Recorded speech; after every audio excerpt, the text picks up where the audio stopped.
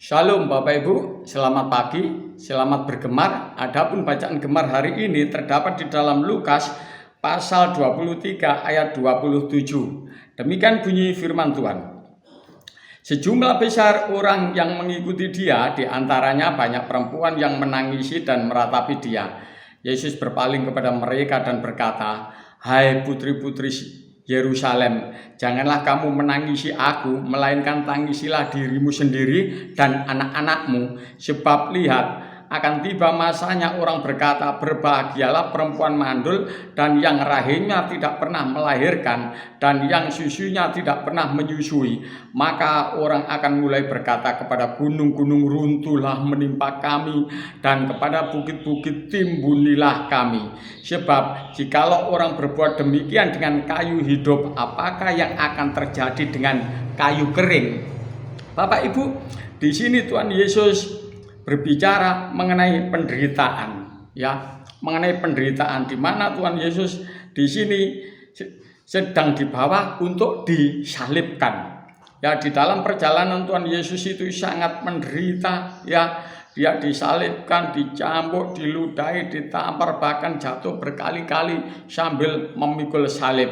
Pada saat itu banyak wanita menangisi dia, tetapi Tuhan Yesus berkata, "Hai putri-putri Yerusalem, janganlah kamu menangisi aku, melainkan tangisilah dirimu sendiri dan anak-anakmu."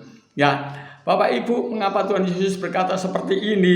Tuhan Yesus hendak memberitahukan kepada orang-orang bahwa di ayat yang ke-31, sebab jikalau orang berbuat demikian dengan kayu yang hidup, apakah yang akan terjadi dengan kayu kering? Kayu hidup itu Bapak Ibu berbicara dengan Tuhan Yesus, berbicara mengenai Tuhan Yesus. Tuhan Yesus itu kayu yang hidup.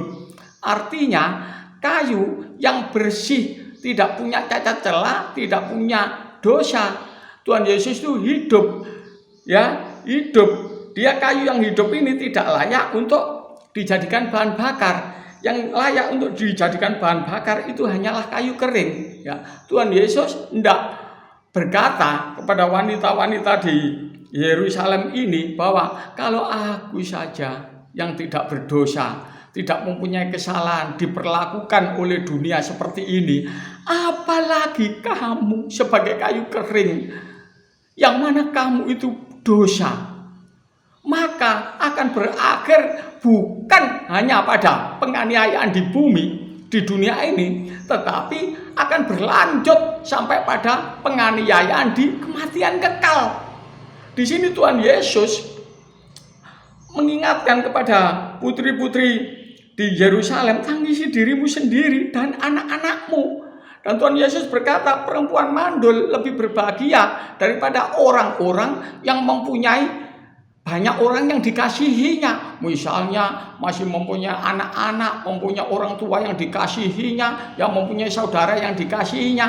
Karena mereka semua akan ada di dalam penganiayaan. Ya, coba bisa kita bayangkan kalau anak kita dianiaya, keluarga orang-orang yang kita cintai itu dianiaya, kita akan menderita. Tetapi justru wanita yang mandul, ya, akan mempertanggungjawabkan dirinya sendiri, bebannya lebih ringan, ya penganiayaan tersebut saking sangat luar biasanya sehingga orang depresi Bapak Ibu, ya, dia ingin bunuh diri, mengakhiri hidupnya dengan berkata, maka orang akan mulai berkata kepada gunung-gunung, runtuhlah menimpa kami, dan kepada bukit-bukit timbunilah kami. Jadi mereka ingin berkata, lebih baik aku mati, lebih baik aku tidak pernah diciptakan dan aku tidak ada daripada aku menderita seperti ini, seperti itu Bapak Ibu. Tetapi di sini Tuhan Yesus memberikan jaminan, ya, sebagai kayu yang hidup, ia akan tetap hidup, ya. Kalau di dunia ini mati, Tuhan Yesus sudah mengingatkan, jangan takut pada apa yang bisa membunuh tubuhmu, tapi tidak berkuasa menyampakkan jiwamu ke dalam kegelapan yang abadi. Ya, tetapi takutilah dia yang bisa membunuh tubuh dan mencampakkannya di kegelapan yang abadi. Ya, kuncinya ini pada Tuhan Yesus. Ya, Tuhan Yesuslah yang pemegang kunci maut, ya, kunci kerajaan maut begitu juga kunci kerajaan surga. Jadi kalau Tuhan Yesus di sini dikatakan sebagai kayu yang hidup, maka siapa saja yang hidup di dalam Tuhan Yesus Kristus, dia akan dibangkitkan. Karena ada jaminan Tuhan Yesus sudah mengalahkan dunia ini. Ketahuilah, aku sudah mengalahkan dunia ini, ya, bertahanlah kamu. Nah, di sini Bapak Ibu yang perlu kita perhatikan, kita harus tetap setia kepada Tuhan Yesus Kristus. Kalau kita tetap setia kepada Tuhan Yesus Kristus, maka kita akan mengalami kebangkitan bersama Tuhan Yesus Kristus dan hidup dalam kemuliaan Tuhan. Tetapi kalau kita tetap menjadi kayu kering, maka akan berakhir di pembakaran yang abadi. Mari Bapak Ibu, kebenaran firman Tuhan ini kita respon dengan sungguh-sungguh, bahwa apa yang dikatakan Tuhan Yesus itu ya dan amin. Kesempatan itu sekarang ini Bapak Ibu. Bertobatlah, datang kepada Tuhan Yesus Kristus. Jadilah seperti Tuhan Yesus Kristus, kayu hidup. Begitu juga kita harus hidup seperti Tuhan Yesus hidup. Tuhan Yesus memberkati. Bapak Ibu, saya akan mengakhiri kebenaran firman Tuhan ini dengan suatu pujian, di mana pujian ini Bapak Ibu mengingatkan kita bahwa kita harus meninggalkan percintaan dunia ini. Seperti Tuhan Yesus Kristus ada di surga, kita juga akan ada di surga. Haleluya. Amin.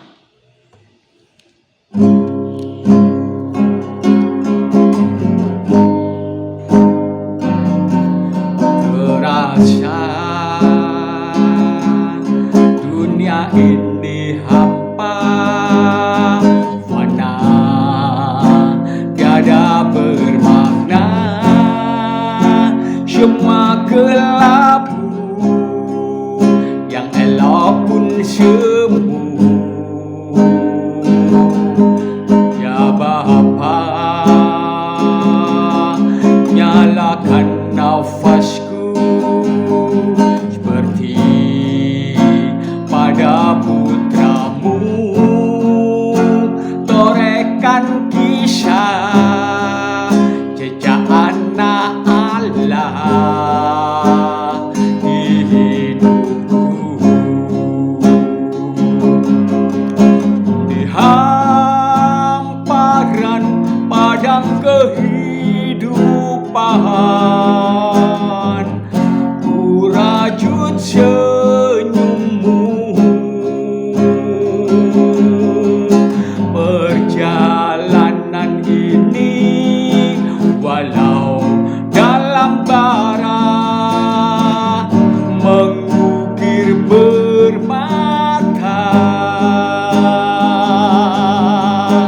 direngkuhmu rencana jiwaku, tembangkan rinduku.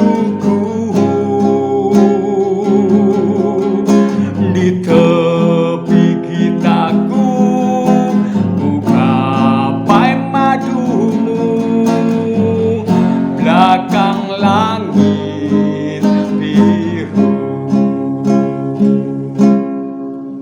Kami mengucap syukur dengan kebenaran firman Tuhan, yang mana kami harus menjadi kayu hidup seperti Tuhan Yesus hidup, agar kami hidup bersama-sama dengan Tuhan Yesus. Terpujilah Tuhan Yesus, haleluya, amin. Demikianlah Bapak Ibu, tetap semangat, hidup bersama dengan Tuhan Yesus Kristus, pasti sukses, menang, dan berhasil sampai di kekekalan. Tuhan Yesus memberkati.